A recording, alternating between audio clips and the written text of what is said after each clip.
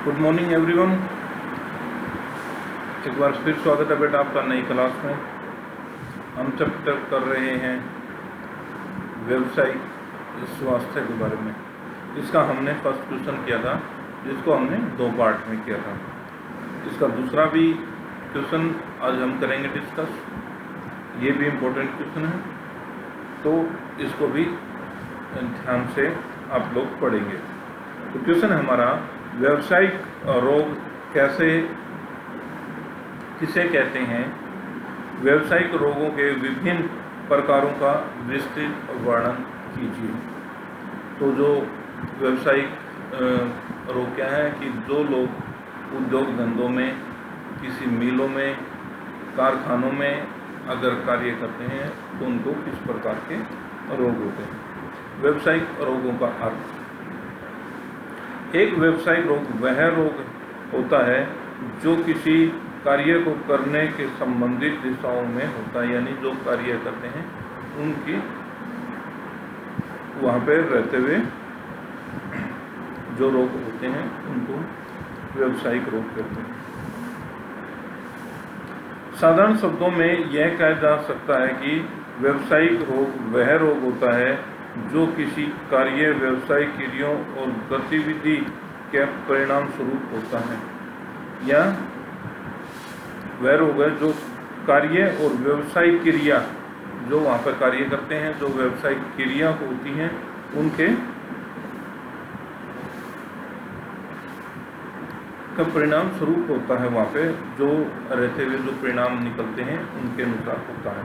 एक व्यावसायिक रोग का तब पता चलता है जब सामान्य जनसंख्या की अपेक्षा किसी विशेष कार्य में कार्यरत व्यक्ति एक ऐसे रोग से ग्रस्त हो जाता है जो सामान्य रोग, व्यावसायिक रोग से अलग होता है। यानी, और ये कितने प्रकार के होते हैं? ये 2 प्रकार के होते हैं। एक है फेफड़ों से संबंधित, दूसरा है त्वचा से संबंधित। फेफड़ों से जो रोग होते हैं उनको एस्बेस्टोसिस कहते हैं। इसमें फेफड़े काले हो जाते हैं, अस्थमा हो जाता है, इस तरह के कई रोग हो जाते हैं। हमें त्वचा कैंसर मुख्य व्यावसायिक रोग है। अस्थमा हो गया, फेफड़ों के रोग हो गए और त्वचा का कैंसर हो गए, ये सारे रोग व्यावसायिक रोगों में आते हैं। हालांकि उपयुक्त व्यावसायिक रोगों के अतिरिक्त जहरीली पदार्थों से संबंधित रोग, सुनने संबंधी विकार और रोगों के अन्य दिशाओं संबंधित रोग भी शामिल होते हैं। ये रोग मुख्यतः टिनाइटिस,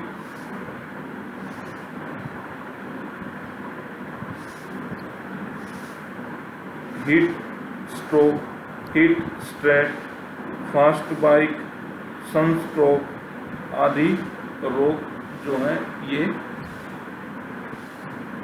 हो जाते हैं। तो विभिन्न प्रकार के व्यावसायिक रोग का जो है वर्णन इस प्रकार से है। पहला है सिलिकोसिस नाम का जो रोग, वो कैसे होता है? यह रोग सिलिका से संबंधित कार्य करने वाले श्रमिकों को होता है। वास्तव में लंबी अवधि तक सिलिकॉन कार्बोनाइड के महीन कण श्वास द्वारा फेफड़ों में जम जाते हैं। यह रोग पत्थरों को तोड़ने वाली यूनिटों, ग्लास जो कि शीशे का कार्य करते हैं, जो बिल्डिंग से संबंधित कार्य करते हैं, उन व्यक्तियों को यह प्राय होता है। ऐसे श्रमिकों या व्यक्तियों की छाती में दर्द होता है, खांसी रहने लगती है और इस रोग को सिलिकोसिस तपेदिक भी कहा जाता है। दूसरा रोग है एस्बेस्टोसिस। यह रोग श्वास प्रक्रिया के दौरान एस्बेस्टोस के धूल कण शरीर में पहुंच जाते हैं और व्यक्ति को रोगी बना देते हैं, जो कि एस्बेस्टोस की सीट बनाने वाली फैक्ट्रियों में कार्य करते हैं। ऐसे व्यक्तियों को प्राय कैंसर हो सकता है। नंबर 3 है एंथ्राकोसिस। यह बीमारी कोयले के छोटे छोटे कण हमारे शरीर में प्रवेश करते हैं, इसलिए यह बीमारी उन श्रमिकों को होती है जो कोयले की खानों में कार्य करते हैं। कोयले की खान विशेषकर झारखंड में पाई जाती है। यहाँ पर सारे क्षेत्र में कोयले की खान दिखाई देती है। अतः जो व्यक्ति कोयले की खान में काम करता है उसको यह रोग हो जाता है। तीसरा है कैंसर। जो श्रमिक स्प्रे या ड्रॉप का कार्य करते हैं, यानी स्प्रे वगैरह करते हैं और ड्रॉप का कार्य करते हैं, उनको कैंसर की बीमारी हो जाती है। जो श्रमिक काफ़ी समय तक यह कार्य करते हैं वो इस बीमारी का शिकार हो जाते हैं। नंबर 5 पॉइंट है बिसिनोसिस। यह बीमारी प्राय उन श्रमिकों को होती है जो कपड़ा उद्योग में कार्य करते हैं। ये फेफड़े का रोग है। जो कपास और धूल के छोटे छोटे कण हमारे श्वास के द्वारा हमारे शरीर में प्रवेश कर जाते हैं और फेफड़ों में घुस जाते हैं। यह बीमारी कपड़ा उद्योग में कार्य करने वाले श्रमिकों को होती है। लगभग 13,60,000 श्रमिक इस बीमारी से ग्रस्त हो जाते हैं एक साल में, ये एवरेज है। नंबर 6 पॉइंट है लेड पॉइजनिंग। लेड पॉइजनिंग जहरीली कण शरीर में त्वचा और सांस के माध्यम से प्रवेश करते हैं। ये कण रक्त के ऊपर प्रभाव डालते हैं, यानी खून पर हमारे प्रभाव डालते हैं। सामान्यतः लेड पॉइजनिंग उन श्रमिकों को होता है जो ब्रास बाउंड्री, लेड बाउंड्री, रंग रोगन आदि का कार्य करते हैं। इसमें सिर दर्द, नींद न आना, शारीरिक वृद्धि के विकास रुक जाना, इस तरह की परेशानी इस बीमारी में आती है। फिर है व्यावसायिक अस्थमा। व्यावसायिक अस्थमा कार्य करने वाले जो कार्यस्थल पर उत्तेजकों जैसे धूल कण, मिट्टी, गैस, श्वास के द्वारा अंदर जाते हैं। कोई भी रोग है जो बेटा वो 2 तरह से होता है। एक तो हमारे श्वास लेने से हमारे शरीर में जाता है, दूसरा त्वचा से हमारे शरीर में प्रवेश करता है। ये प्राय उन व्यक्तियों को होता है जो खेती के कार्य करते हैं, पशु पालन करते हैं, जो कर्टन्स वगैरह टेक्सटाइल से संबंधित उद्योगों में कार्य करते हैं, उनको ये रोग अधिक होता है। अति संवेदनशील न्यूमोनाइटिक,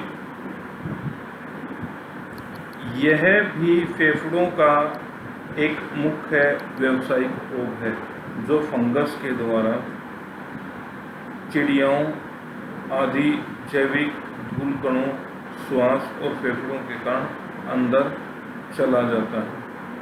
यह रोग फेफड़ों की वायु कोशिका सूज जाती हैं और श्वास लेने में हमें प्रॉब्लम्स होती है। अलग अलग तरह के न्यूमोटिस का सफ़र काफ़ी अलग अलग होता है।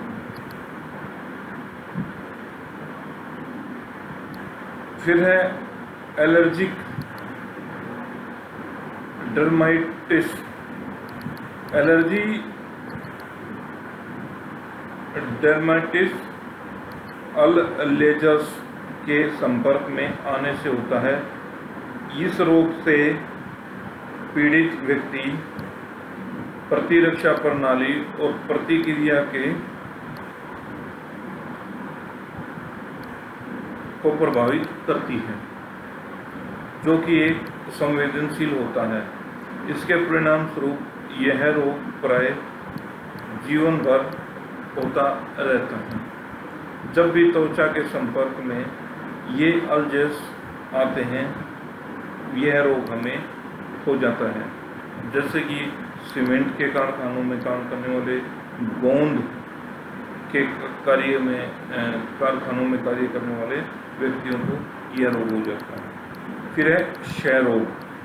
क्षय रोग हमने पीछे जो संक्रामक रोग थे उनमें भी पढ़ा था।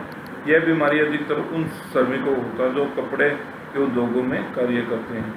यह फेफड़े की बीमारी है, जिससे रुई के कण हमारे शरीर में चले जाते हैं और हम बीमार हो जाते हैं क्षय रोग के। लास्ट पॉइंट है अन्य व्यावसायिक रोग,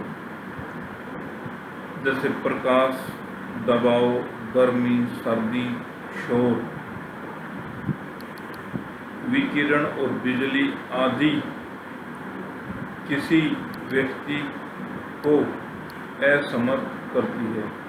जलना, बिजली का झटका लगना, बहरापन, फ्रॉस्टबाइट आदि ऐसी बीमारियां हैं जो अनेक तरह से की व्यवसाय में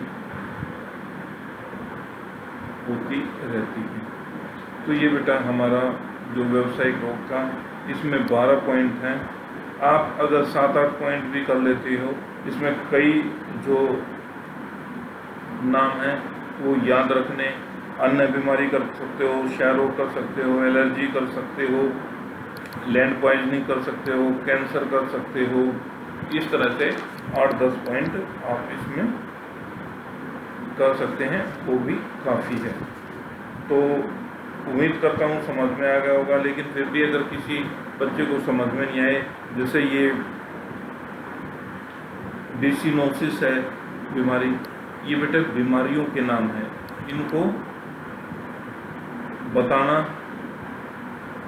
तो है। जैसे कैंसर है, कैंसर को क्या बताएं, ये भी एक बीमारी ही है। तो इसी प्रकार के ये सभी बीमारी ही हैं, इन बीमारियों के नाम हैं।